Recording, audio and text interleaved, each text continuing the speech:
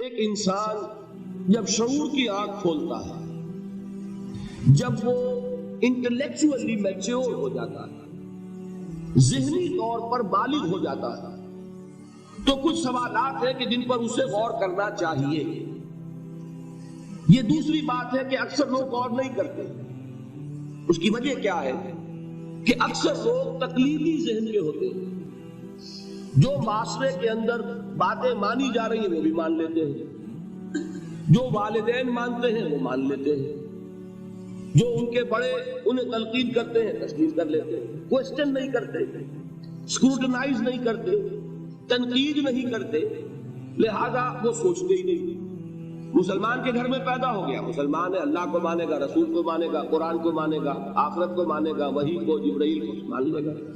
ہندو کے گھر میں پیدا ہو گیا، رام کو مانے گا، کرشن کو مانے گا، ویدوں کو مانے گا، اللہ خیر صلی اللہ۔ اگر کوئی عیسائی کے گھر میں پیدا ہو گیا، وہ حضرت مسیح کو مانے گا، خدا کا بیٹا مانے گا، کفارے کا عقیدہ مانے گا، اور آپ کی زندگی جو ہے شروع کر دے گا۔ اکثریت انسانوں کی جو ہے وہ تقلیدی ذہن کی، لیکن یہ بات جان لیجئے، ہر معاشرے میں، ہر دور میں ایسے لوگ موجود رہے ہیں، خواہ وہ اقلیت میں بڑی مائکروسکوپک ایک اقلیت، لیکن ہمیشہ رہے جنہوں نے خود سوچنا چاہا، جنہوں نے ان مسائل کو خود اپنے غور و فکر کا موضوع بنایا۔ وہ مسائل کیا ہیں؟ یہ کائنات کیا ہے؟ اس کی حقیقت کیا ہے؟ یہ ہمیشہ سے ہے اور ہمیشہ رہے گی، یا کسی خاص وقت میں وجود میں آئی ہے اور کسی خاص وقت میں ختم ہو جائے گی؟ اگر کسی خاص وقت میں وجود میں آئی ہے تو آیا خود وجود میں آئی ہے یا کسی نے پیدا کیا ہے؟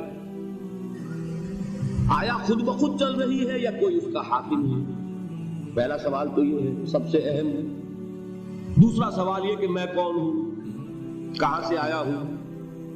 یہ تو ہمیں معلوم ہے، ہر شخص جانتا ہے فلاں تاریخ کو اس دنیا میں آیا، اس میں 9 مہینے کا اور اضافہ کر لیں، فلاں تاریخ سے اپنی والدہ کے پیٹ میں اس کا آغاز ہوا۔ بس اس سے پہلے بھی تو میں تھا کہ نہیں؟ کوئی میری ہستی اس سے قبل بھی تھی یا نہیں تھی؟ تو کیا تھی؟ اور یہ بھی ہمیں معلوم ہے کہ ہر شخص کے لیے موت ہے، سامنے کھڑی ہے، یا قبر ہے، یا ہندو کو جلایا جانا ہے، ہر ایک کو معلوم ہے۔ لیکن آیا death is the end، وہ خاتمہ ہے میرے سفر حیات کا، یا یہ کہ میرا وجود اس کے بعد بھی رہے گا؟ اگر بعد بھی میرے وجود کا کوئی تسلسل ہے تو اس کی کیفیت کیا ہوگی؟ یہ بنیادی سوالات ہیں۔ ایک سوال اور بھی ہے، خیر کیا ہے، شر کیا ہے؟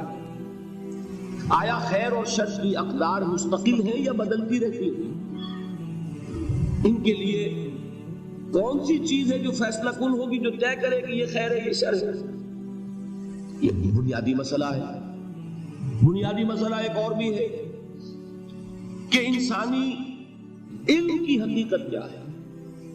ایک تو معلومات ہمیں آنکھ سے، کان سے، جنہیں آپ ایکسٹرنل سینسز کہتے ہیں، آپ کے حواس ظاہری، کسی چیز کو چھو کر کچھ معلوم کر لیا، کسی کو چکھ کر معلوم کر لیا، کسی کو سونگھ کر معلوم کر لیا، کسی کو دیکھا، کوئی چیز سنی، یہ 5 ایکسٹرنل سینسز۔ پھر ہمیں معلوم ہے تجربے سے کہ ہمارے اندر ایک اور شے بھی ہے جس سے ہم استدلال کرتے ہیں، نتیجہ نکالتے ہیں۔ سینس ڈیٹا جو ہے، ہمارے ان حواس سے جو معلومات حاصل ہوتی ہیں انہیں جمع تفریق کر کے نتیجہ اخذ کرتے ہیں۔ سادہ سی مثال کیا ہے؟ ہم نے دھواں دیکھا، آنکھ نے دیکھا صرف دھواں، فیصلہ ہم نے کیا آگ لگی ہے، حالانکہ آگ آپ نے نہیں دیکھی۔ یہ در حقیقت آپ نے یہاں فیصلہ کیا کہ جہاں دھواں ہوتا ہے آگ ہوتی ہے، لہذا جو میری آنکھ نے دھواں دیکھا ہے تو آگ ہے۔ یہ کیا ہے؟ یہ آپ کا انٹلیکچوئل پروسیس ہے، یہ آپ کے عقل کا دائرہ ہے، یہاں تک تو ہر انسان کے لیے۔ لیکن آیا علم کی اس سے ماورا بھی کوئی سورس ہے؟ حواس اور عقل سے بالا تر بھی کوئی ماخذ علم کا ہے یا نہیں؟ اگر ہے تو کیا ہے؟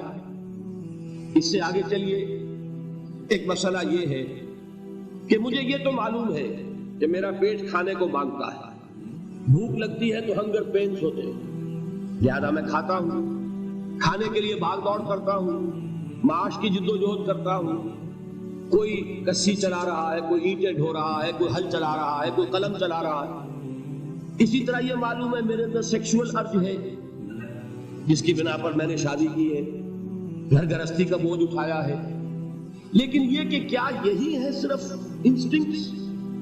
کیا حیوانی داعیات کے علاوہ کوئی اور ایسا بھی ہمارا داعیہ ہے کہ جس کی بنا پر ہم ممیز ہو جائیں حیوانات سے؟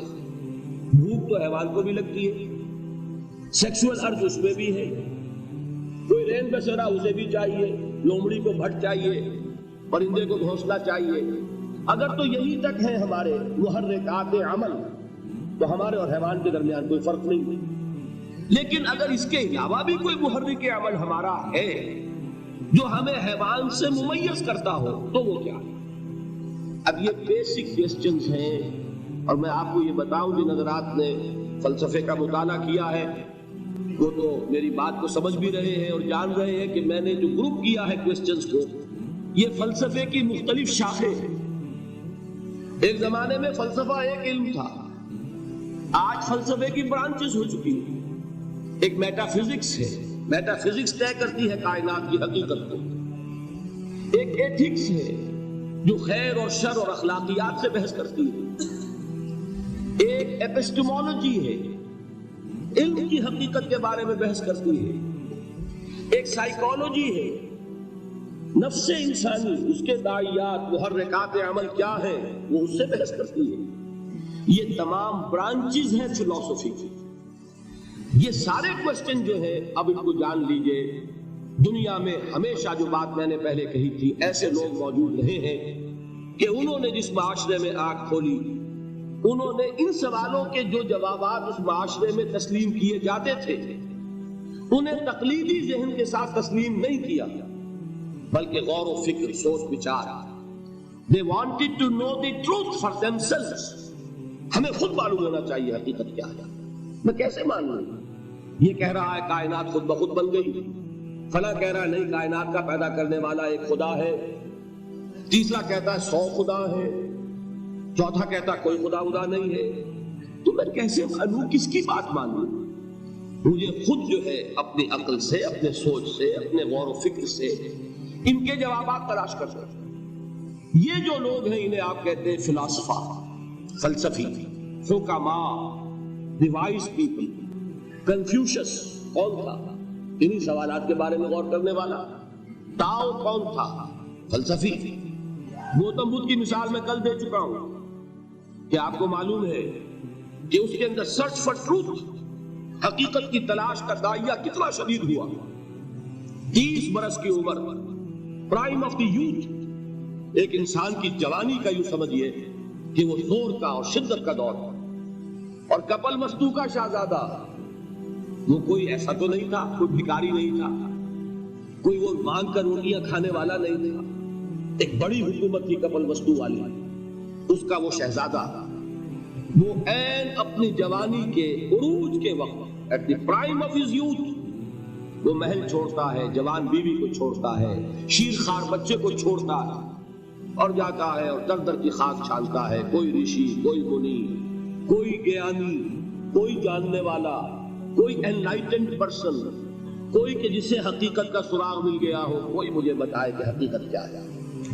یہ میں نہیں کہتا کہ اسے کیا ملا کیا نہیں ملا، اور جو کچھ آج گوتم بدھ کی طرف منسوب کیا جا رہا ہے وہ صحیح نسبت ہے اس کی یا غلط ہے، میں صرف مثال دے رہا ہوں کہ آپ سوچئے کہ یہ urge, the search for truth, research for real knowledge, وہ کتنی شدید ہے کہ جب پیدا ہو جاتی ہے انسان کے اندر